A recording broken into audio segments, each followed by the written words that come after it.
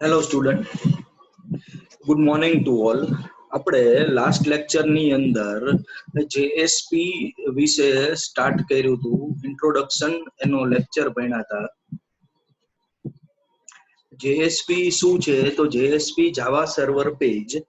JSP એક dynamic web page create કરવા માટે યુઝ થાય છે. જ્યારે તમે વેબસાઇટ ક્રિએટ કરો ત્યારે તમારે સવલેટ અને જેએસપી નો યુઝ કરવો પડે. જેએસપી એક સવલેટનું એડવાન્સ વર્ઝન છે. જ્યારે તમે પ્રોગ્રામ જેએસપી નો રન કરો ત્યારે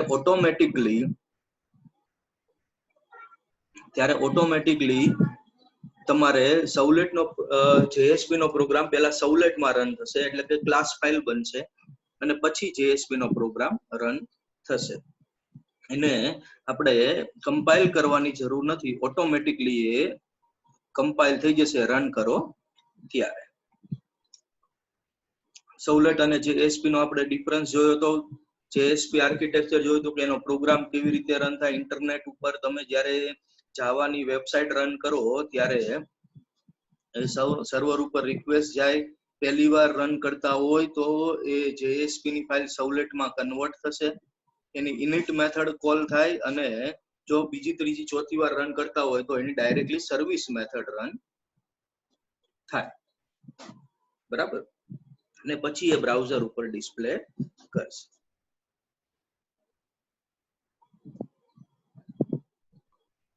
હવે આપણે એના પ્રોગ્રામ કેવી રીતે રન થાય એ જોઈએ. સિમ્પલ છે. સવલેટની જેમ આપણે પેકેજ ઇમ્પોર્ટ કરવાના કે મેઇન મેથડ લખવાની કે સર્વિસ મેથડ સ્ટાર્ટ કરવાની એવી કોઈ મગજમારી નથી. એમાં જેએસપી માં કોડ લખો અને ઓટોમેટિકલી કન્વર્ટ થઈ જશે સવલેટની અંદર.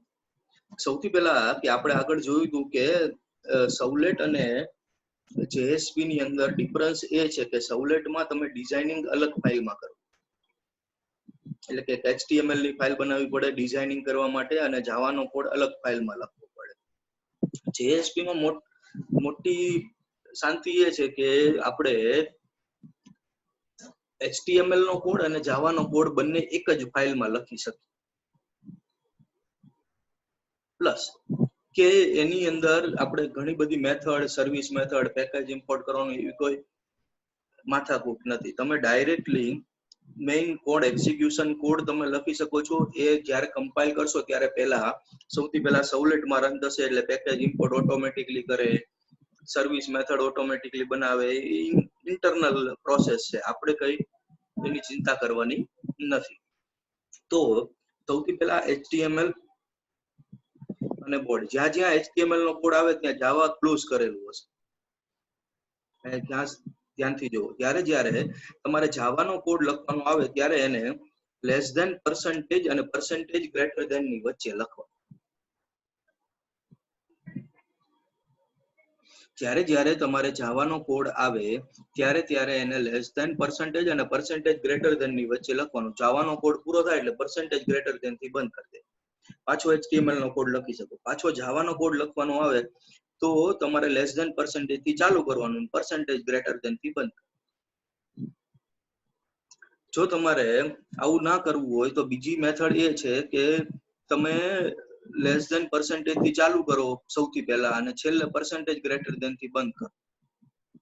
પણ તો તમારે HTML નો બધો કોડ out.print માં લખવો પડે અને અવતરણ ચિહ્ન HTML ને બોડી ને એવું કરવું પડે. ફોર એક્ઝામ્પલ હું આ સેકન્ડ મેથડ જોઉં. સેકન્ડ મેથડ આ છે.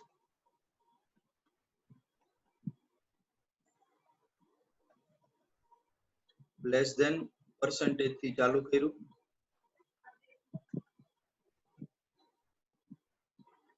પર્સન્ટેજ ગ્રેટર ધેન થી બંધ કર્યું. અને આ બધો કોડ તમે જે લખો, આવા પહેલાથી ચાલુ કર્યું છેલ્લે પૂરું કર્યું, એટલે out.print માં લખવાનું.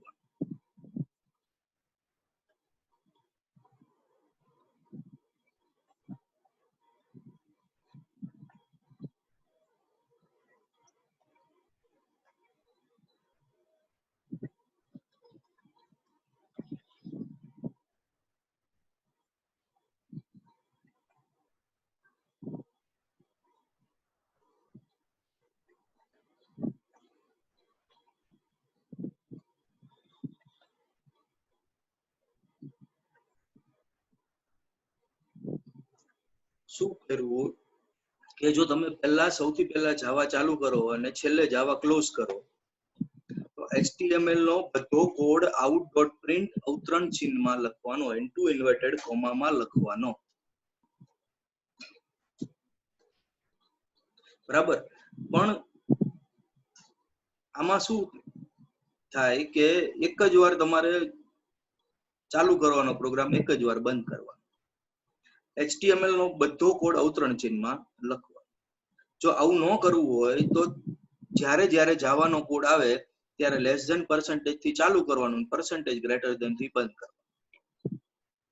અને પછી બહાર HTML નો કોડ તમે તમારી રીતે લખી શકો. એટલે તો આપણે હમણાં કર્યું હતું એમ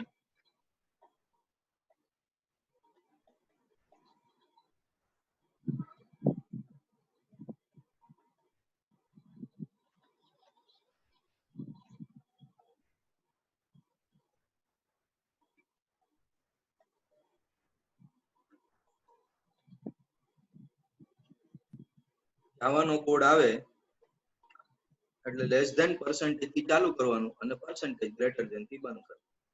HTML નો કોડ ફ્રીલી તમે લખી શકો જેમ HTML માં લખો છો એમ. આ બે રીતે કરી શકાય, જે સ્યુટેબલ પડે એ. હવે શું થશે કે out.print માં આપણે હેલો મેથડ પ્રિન્ટ કરાવી છે, તો અહીંયા ખાલી જાવાનો કોડ સ્ટાર્ટ કર્યો, જાવાનો કોડ પૂરો કર્યો. એની બહાર તમારે જે કંઈ પણ ડિઝાઇનિંગ કરવું હોય એ તમે ડિઝાઇનિંગ કરી શકો છો. ફોર એક્ઝામ્પલ મારે હોરિઝોન્ટલ લાઈન કરવી છે તો હું હોરિઝોન્ટલ લાઈન કરી શકું.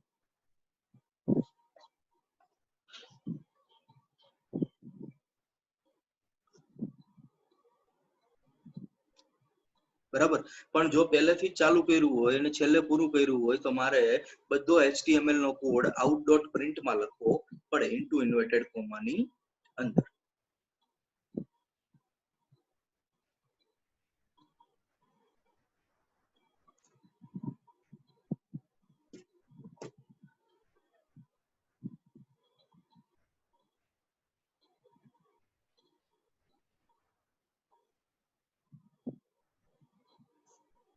ક્લિયર? બરાબર. હવે સેકન્ડ પ્રોગ્રામ આપણે જોઈએ એક્ઝામ્પલ માટે. Write a program to print pyramid. Pyramid આપણે પ્રિન્ટ કરવાનું છે. ફર્સ્ટ લાઈનમાં 1, સેકન્ડ લાઈનમાં 1 2, થર્ડ લાઈનમાં 1 2 3, ફોર્થ લાઈનમાં 1 2 3 4, ફિફ્થ લાઈનમાં 1 2 3 4 5 પ્રિન્ટ કરવાનું છે.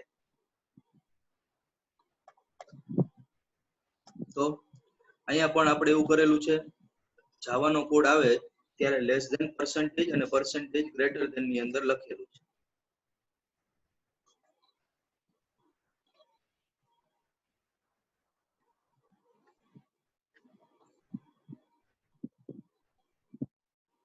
જાવાનો કોડ છે, પહેલી લૂપ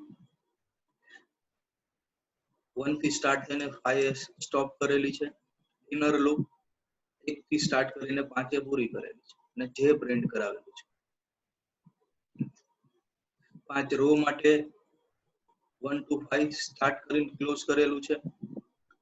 શું થાય, i ની કિંમત 1 હોય, કન્ડિશન ટ્રુ થશે એટલે અંદર જાય. ક્યાં સુધી ચાલશે? i સુધી. એટલે જેની કિંમત 1 હોય, i ની કિંમત 1 છે અત્યારે. i ની કિંમત શું છે અત્યારે? ફરીવાર જોઈએ કે i ની લૂપ 1 છે. જેની કિંમત 1, i ની કિંમત 1 છે, કન્ડિશન ટ્રુ થઈ એટલે જેની કિંમત 1 પ્રિન્ટ કરશે.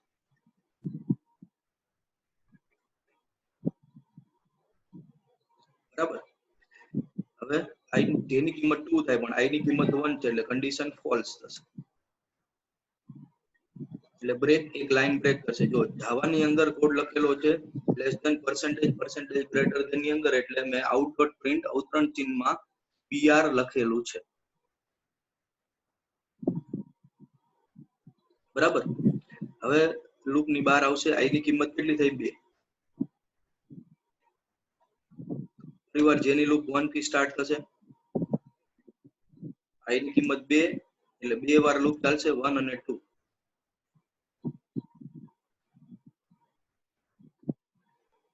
પછી જેની કિંમત 3 થાય પણ i ની કિંમત 2 જ છે એટલે કન્ડિશન ખોટી થશે. બ્રેક, લાઈન બ્રેક કરશે, i ની કિંમત કેટલી થઈ? 3. 1 થી 1 2 3 ત્રણ વાર ચાલશે અને 1 2 3 પ્રિન્ટ કરશે.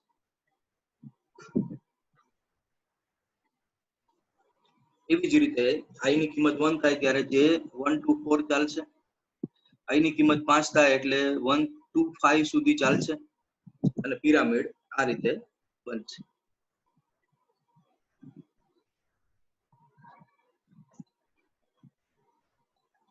લોજિક તો તમે ફર્સ્ટ સેમિસ્ટર થી શીખતા આવ્યા છો, બરાબર. એ જ રીતે આપણે પ્રિન્ટ કરાવેલું છે. માત્ર તમારે જેએસપી માં કેવી રીતે પ્રિન્ટ કરાવવાનું એ જ હું શીખડાવું છું અત્યારે.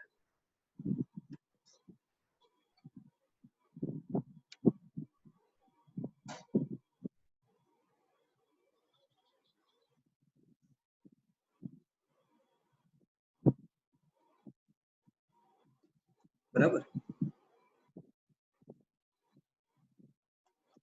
નેક્સ્ટ એક્ઝામ્પલ જોઈએ. નંબર એન્ટર કરો અને એનો ફેક્ટોરિયલ પ્રિન્ટ કરો. હવે અહીંયા બે અલગ અલગ ફાઇલ બનાવેલી છે. નંબર એન્ટર કરી એને આપણે જાવાની ફાઇલમાં પાસ કરશું.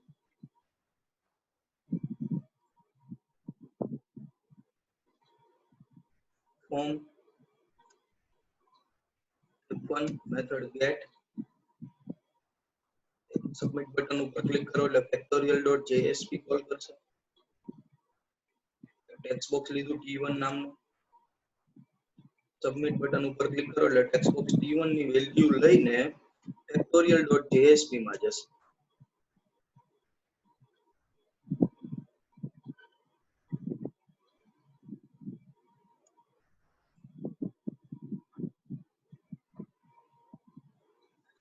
હવે T1 ટેક્સ્ટ બોક્સ ની વેલ્યુ અહીંયા ઇન્ટીજર માં કન્વર્ટ કરીને n માં સ્ટોર કરશે.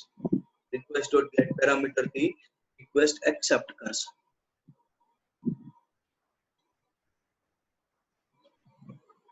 બરાબર. f ની વેલ્યુ 1 થી સ્ટાર્ટ કરેલી છે. માની લો કે ત્યાંથી નંબર આવ્યો 5. n ની કિંમત કેટલી થઈ? 5. 5 is greater than equal to 1. f ની કિંમત 1 છે, n ની કિંમત 5 છે. 1 into 5 એટલે 5. f નો યાદ રાખો જવાબ 5. હવે n ની કિંમત માઇનસ માઇનસ છે એટલે કેટલી થઈ? 4. 4 greater than equal to 1. છેલ્લો જવાબ હતો 5 into 4 એટલે 20. n ની કિંમત થઈ 3. 20 into 3 60. n ની કિંમત થઈ 2. 60 into 2 120. n ની કિંમત થઈ 1. 120 into 1 એટલે 120. n ની કિંમત થઈ 0. હવે આ કન્ડિશન ખોટી થશે. 0 is not greater than equal to 1.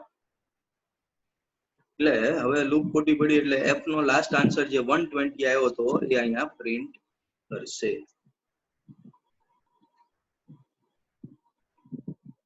બરાબર. તમે શીખેલા છો n ની કિંમત 5 આવી. 5 ગુણ્યા 4 ગુણ્યા 3 ગુણ્યા 2 ગુણ્યા 1 એટલે એનો જવાબ 120 આવે.